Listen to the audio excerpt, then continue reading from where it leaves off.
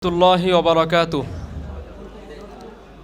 الحمد لله وكفى وسلام على عباده الذين اصطفى أما بعد فأعوذ بالله من الشيطان الرجيم بسم الله الرحمن الرحيم واعتصموا بحبل الله جميعا ولا تفرقوا وقال رسول الله صلى الله عليه وسلم المؤمن للمؤمن كالبنيان يشد بعضه بعضا صدق الله العظيم. মাদ্রাসা মার্কাজুল হিদায়া ঢাকার আল হিদায়া ছাত্র কাফেলা কর্তৃক আয়োজিত পবিত্র আশুরা উপলক্ষে আজকের বক্তৃতা সেমিনারে সম্মানিত সভাপতি, বিজ্ঞ বিচারক মণ্ডলী ও সুদক্ষ পরিচালক এবং আমার সামনে উপবিষ্ট এলএম পিপাসু প্রাণপ্রিয় ছাত্র ভাইরা, সকলকে জানাই আমার পক্ষ থেকে আন্তরিক মুবারকবাদ। প্রিয় উপস্থিতি, আজ আমার বক্তৃতার বিষয় হচ্ছে মুসলিম উম্মার ঐক্যের প্রয়োজনীয়তা। প্রিয় উপস্থিতি, আমরা যদি চারপাশে তাকাই দেখতে পাবো পৃথিবীর নানা প্রান্তে মুসলমানরা আজ মজলুম। ফিলিস্তিন, কাশ্মীর, মায়ানমার, সুদান, সিরিয়া সহ যেখানেই তাকাই দেখি মুসলমানরা আজ নির্যাতিত। অথচ বিশ্বের 200 কোটি মুসলমান যদি ঐক্যবদ্ধ হয়ে থাকতো তাহলে মুসলিম জাতি কখনো নির্যাতিত হতো না।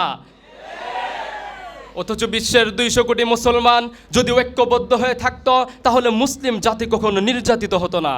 কিন্তু দুঃখজনক হলেও নির্মম সত্য হলো আজ মুসলিম বিশ্ব দলে দলে বিভক্ত। আমরা শিয়া সুন্নি আকীদা মাযহাব এসব মতপার্থক্যের মধ্যে ডুবে গিয়ে একে অপরকে ভুলে গিয়েছি। অথচ আল্লাহ তাআলা সূরা আলী ইমরানের 103 নম্বর আয়াতে ইরশাদ করেন, ওয়াতাসিমু বিহাবিলিল্লাহি জামিআন ওয়া লা তাফাররাকু, তোমরা সকলে আল্লাহর রজ্জুকে দৃঢ়ভাবে আঁকড়ে ধরো এবং পরস্পরে বিভক্ত হয়ো না। উক্ত আয়াতে আল্লাহ তাআলা আমাদেরকে ঐক্যবদ্ধ থাকার নির্দেশ দিয়েছেন এবং বুখারী শরীফের 481 নম্বর হাদিস রাসূলুল্লাহ সাল্লাল্লাহু আলাইহি ওয়াসাল্লাম ইরশাদ করেন, আল মুমিনু লিল মুমিনি কাল বুনয়ানি ইয়াশুদ্দু বা'দুহু বা'দান, এক মুমিন অপর মুমিনের জন্য একটি দালানের মতো, যার এক অংশ আরেক অংশকে দৃঢ়ভাবে আঁকড়ে ধরে রাখে। আমরা যদি ঐক্যবদ্ধ হই তবে আমরা এক শক্ত দেওয়াল, আর যদি আমরা বিভক্ত হই তবে বাতাসেই আমরা ভেঙে পড়ব। সংগ্রামী সাথী ও বন্ধুগণ, আজ কাফের মুশরিকরা উম্মাহের ঐক্যহীনতাকে পুঁজি করে মুসলমানদের হত্যা করছে। শুধু তাই নয়, আজ কাফের মুশরিকরা উম্মাহের ঐক্যহীনতাকে পুঁজি করে মুসলমানদের ধর্ম ও মুসলমানদের নবীকে নিয়ে অবমাননা করছে।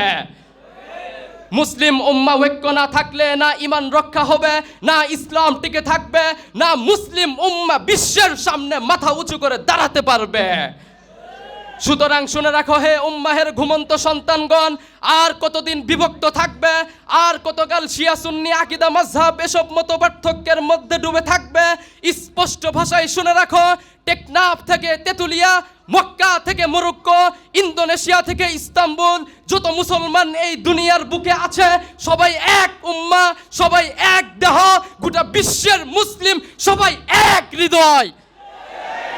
সুতরাং একজন মুসলিম ব্যথা পেলে অন্যজন কাঁদবে, একজন মুসলমানের রক্ত ঝরলে গোটা বিশ্বের মুসলিম ঐক্যবদ্ধ হয়ে বদরের হাতিয়ার নিয়ে জিহাদের ময়দানে ঝাঁপিয়ে পড়তে হবে।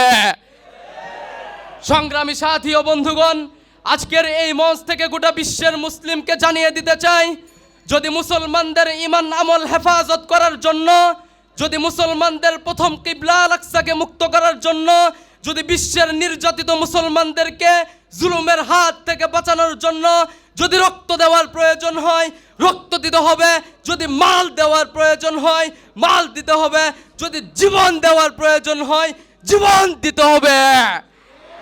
নাসরুম মিনাল্লাহি ওয়া ফাতহুন করিব ওয়া বাশশিরিল মুমিনিন। আসসালামু আলাইকুম ওয়া রাহমাতুল্লাহি ওয়া বারাকাতুহু।